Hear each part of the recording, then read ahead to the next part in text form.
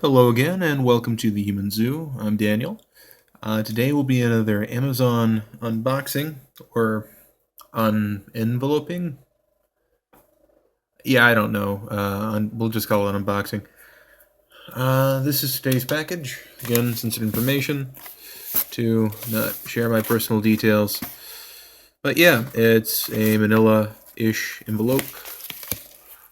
It has a little wear and tear from, sure, this was dropped or stepped upon. Nothing too severe, of course.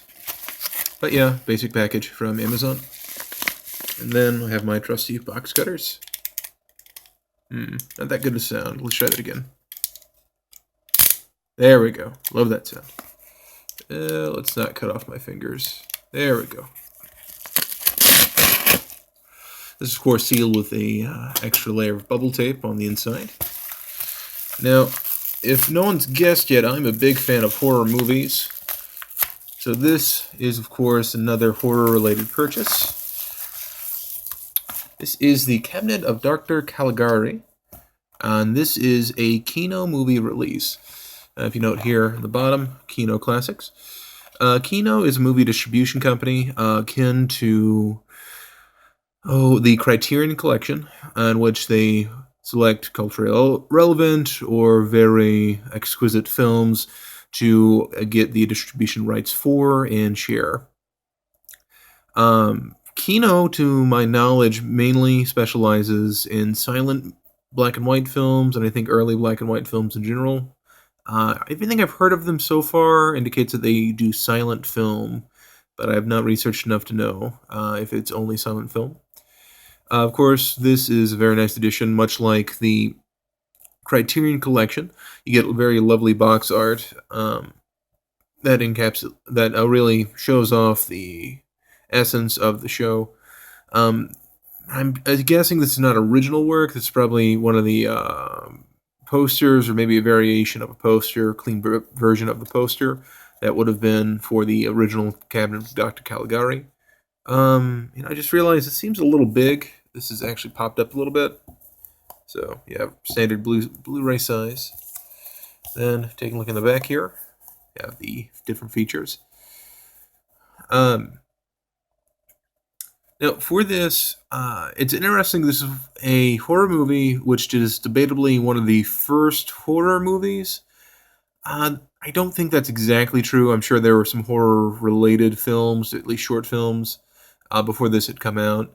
But typically, this is kind of billed as the first horror movie, and spoilers, it's billed as one that has the first twist ending. So kind of the innovator in that way. I'm sure there were stories that had twist endings before this, but this is the first one that was committed to film. Essentially, you go through this entire movie where you have Dr. Caligari with Caesar, and Caesar is essentially a type of zombie that does Dr. Caligari's bidding. And at the end, it's twist. It was actually an imagined story in the head of a psychopath.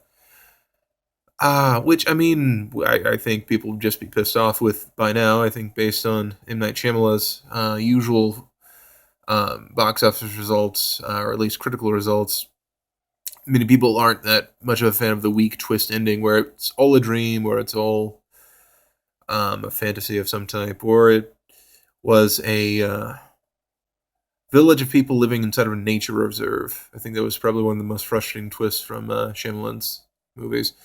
But yeah, and of course, with any good DVD, there are going to be some extras. We have a nice booklet with an essay, which is something they have in common with the Criterion Collection. I have one Criterion film right now, but they usually come with a booklet that has a brief essay about the film. Then you have a documentary about Caligari, how horror cinema came to be. I am probably going to watch that quite a bit. I am very fascinated by the inception of horror cinema and its development. I think that's the main reason I purchased this. I went on to Fangoria's website, and I went to IMDb with that. IMDb has a list of Fangoria's top 300 films, which is 302 films, but 300 films. And I just arranged them chronologically. This is the first one that came up in chronological order because this was first came out in 1920, so very early horror movie here. Let's get out the box cutters again. Get a look at the innards. Want to be careful not to cut too deep. You don't want to get a bunch of scratches. It's weird. The case is here to take the damage so you don't hurt the film, but I mean, you still want to keep the case pretty clean. Yeah. Okay. Very clean cut. Nice printing. The stickers are always frustrating, though. Getting started right here. There we go. They keep on breaking up to a million pieces. Oh, frustrating.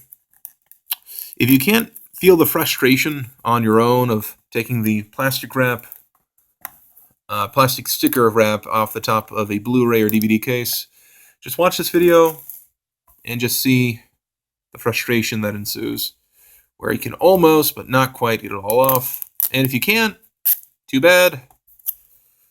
You can't open the DVD case now. Now, I noticed on these, I've noticed this for a while, but if you look here, I don't know if the camera will focus, there's going to be a perforated line where you can just kind of rip down and get off the plastic cover on the top so you can open it. Which, I mean, is good for easy access, but that would always bother me if you took that off and still have the plastic bits on the side here. I mean, that would just be maddening. Yes. Yes, here we are. All right. Almost all the way. Okay, I think we have all of it. If not, I'll just pick it off later. So much. All right, and then the open. All right. Now, this is a still from the film. It's Caesar. Not quite the most inspired eye makeup, but I think it's excusable. All right, and then we have the booklet here, which I believe contains that horror essay. Not too impressive a booklet. I think the one I had with the Criterion film, it was a bit more bound, a few more pages. And that was for, gosh, I can't remember the title now. It was a Korean film that had Kang Do-sung, who's one of my favorite Korean actors. Or, I mean, really just one of my favorite actors. But yeah, it had a bit more meat to it. It's probably, if it was in regular print, I'd say probably be a 5-page essay, maybe. Well, no. Probably a 3-4-page essay. But yeah, I'll give that a look over, and I'll also take a look at the documentary that comes with it, and of course watch the film. Hopefully in the future I'll be able to, I'd like to be able to do a podcast where I can talk with some like-minded individuals about the inception and continued expression of horror as it developed chronologically. But who knows when that'll happen. If it does, be on the lookout for the Inhuman Zoo, because I think that's a clever title.